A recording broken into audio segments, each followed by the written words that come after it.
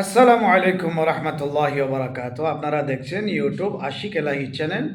আমার দুই পাশে দুইজন বিজ্ঞ আলিমে দিন আপনারা দেখেছেন। একজন হলেন মৌলানা মিজানুর রহমান আজহারি, অপরদিকে দেখছেন এনায়তুল্লাহ আব্বাসী হুজুর। দুজনও যোগ্যতাশীল ব্যক্তি, দুজন ভালো আলিম, দুজনও ভালো আলিমে দিন। কিন্তু আপনারা থামনেলে দেখেছেন আব্বাসী হুজুর জুতা পিটন দিয়েছেন।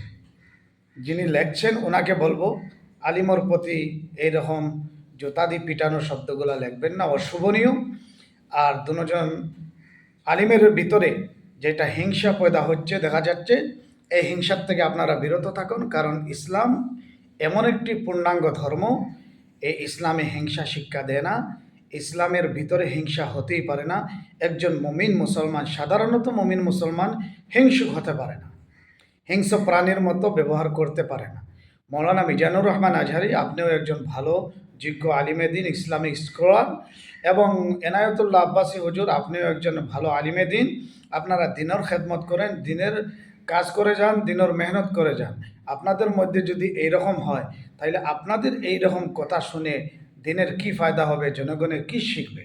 এর জন্য আমি দনজনের কাছে বিনম্র অনুরোধ করব, আপনারা দিনের হকে কাজ করেন, কৌমর হকে কাজ করেন, ন্যায়ের পক্ষে কাজ করেন, অন্যায়ের বিরুদ্ধে প্রতিবাদ করেন।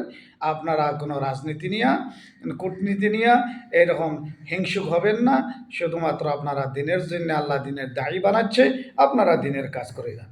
আমার চ্যানেলে যদি নতুন হয়ে থাকেন, অবশ্যই আপনারা সাবস্ক্রাইব যাবেন। ধন্যবাদ।